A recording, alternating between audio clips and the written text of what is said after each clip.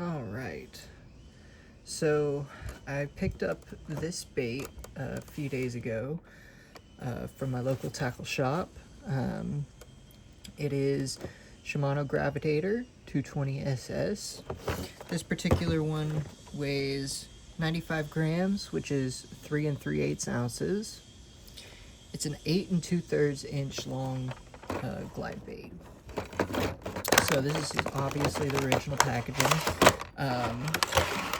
So what you get inside the box, I'll explain here. So one of the fins I've lost, so I'll explain this in a moment. So we'll just get this bad boy out and just show you what exactly is going on here. So these right here, when you first open the package, you're gonna have your short fin already attached to the top of the bait, and you're also gonna find one of these little guys inside of this little slot right here. So I'm gonna explain how all this stuff works in a second. There's a few fun features of this bait. Of course, there's the inserts that we'll get to. But the other thing that they're advertising is that this is going to be better for casting. So what happens is that when you go to cast, the force pulls the bait apart, and while it's flying through the air, it's supposed to fold up really, really tight like this. And once it hits the water, I'm going to show you from this side so that you get a clearer view. So there's these two bars here that come back together magnetically. So those are magnets in there, and they're only spreading from the bars inside there. So that's kind of one of their advertisements. The other thing, like I said, is it has a few different top fins. It has two. So it has the short and long one. So in simple terms, if you put the short fin on, you're going to slow down the bait. So it's going to work through the water a little bit slower. Now, you're still going to be moving it quickly, but it's not going to move as fast as if you have this top fin on, or this larger fin on, I should say. But we'll show you that all in the water in a little while. Of course, it comes with an extra tail. It also does come with an extra small fin. I lost that. So that's the fin that I was talking about that I lost earlier. But there's two ways to run this bait. So this is my particular favorite way currently because I'm inexperienced. This is my first time. But what I've learned is that this shape right here, this tight bend here, means that whenever you're chopping the bait back and forth, it's going to cut a lot quicker. It's going to make tighter turns. So what that basically means is instead of coming out really, really far, it's going to take really tight turns back and forth. But that being said, if you don't want those tight turns, you take this little guy. So there's only one way to put it in. So you see how it curves like that? You basically align it up with the curves of the bait. The best way to put this in is you stick this end in first, and then you just kind of push it in. You just kind of work it back and forth a little bit, and then it just pops in after a second. But as you can see, it comes flush with the bait. You know you did it right if you did it that way. I have put this in upside down on accident before, and it doesn't work properly at all. But what that does, when you add that little insert, is it makes this angle a lot less sharp. So it gets those wider turns in the water going back and forth. So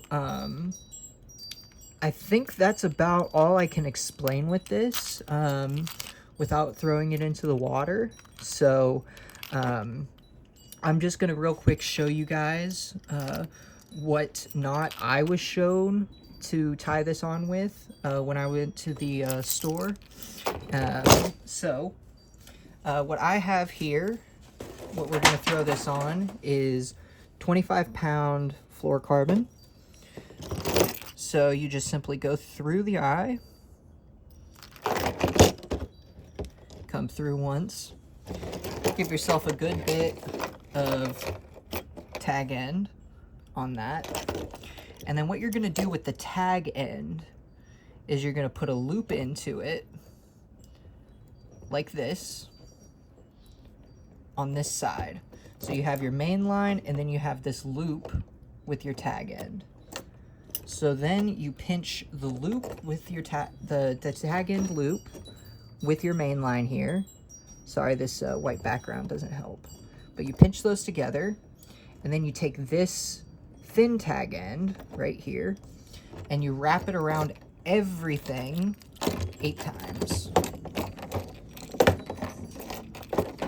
4, 5, 6, 7, and 8.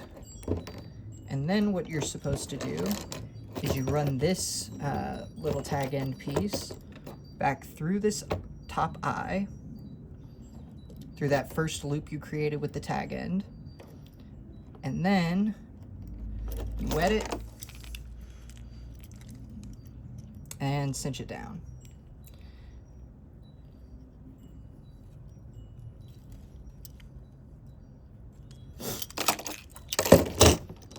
It'd help if you weren't all sweaty like I am. All right. And what I was told is you don't want to really reef on this thing tight. Like some baits, you really want to tie those knots. You don't want to tie this knot too tight, or else you'll run the risk of snapping off on the cast, from what I understand. So then, all you do, clip that little last tag end, and we're ready to go throw this into the pool and show you guys the different attachments and what they do. Alright guys, so we're outside at the pool now. So what I've went ahead and done is I switched out the large fin for the small one, because out of the box what you're going to have is that little spacer and the small fin. So I'm going to fish it right as it would be right out of the box, and basically just show you exactly what that's going to do. So with its settings, we should expect a slow moving large like S in the water. So I'll show you what that is. And if you're curious what I'm throwing this on, this is a Shimano SLX rod. It is the 7'3" medium heavy fast action rod. It's rated for 1 to 4 ounces, which this is just under. And then the reel I'm throwing it on is my dad's old Bantam Corrado. I love this reel. So I'm gonna get this out there and show you guys exactly how this bait works. Hopefully the camera can pick it up in this windy weather. So I'm not sure you can see that, but it's working nicely back and forth, real large swiping motions, and it's moving pretty slow. It's not flying through the water or anything like that.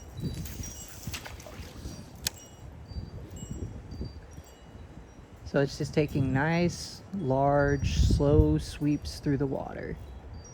And you can chop it up a little bit faster, but the problem is whenever you're running it on this really wide style here, and you start to chop it really fast, it kind of wants to turn over on itself.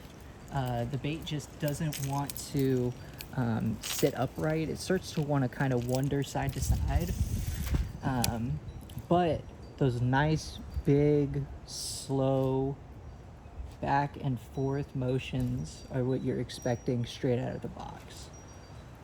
So I'll show you exactly what happens whenever we switch this up. So I'll be right back. Okay guys, so all I've changed out, just to remind y'all, is this top fin is a little larger now, and that insert is now gone, so this bait can go back and forth a lot more than it would before. So what we should see is a lot more faster action throughout the water.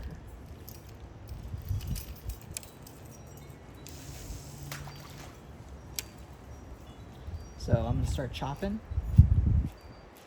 You see now it has a really, really tight turn and it's darting. That thing is moving really, really fast over there.